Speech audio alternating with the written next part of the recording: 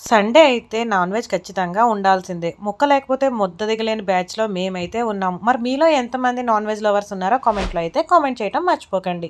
Chicken marinate చేసి పక్కన పెడదాం కాసేపు.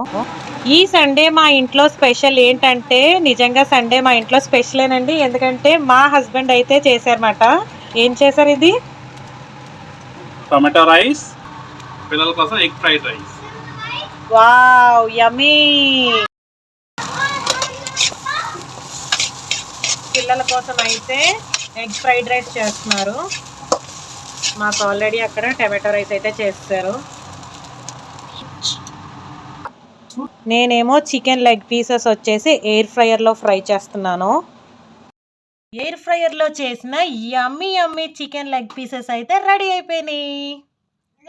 మరి సండే స్పెషల్ మీ ఇంట్లో ఏం చేశారు అన్నది కామెంట్లో కామెంట్ చేయండి. వీడియో నచ్చితే లైక్ ఇవ్వటం మర్చిపోకండి. సబ్స్క్రైబ్.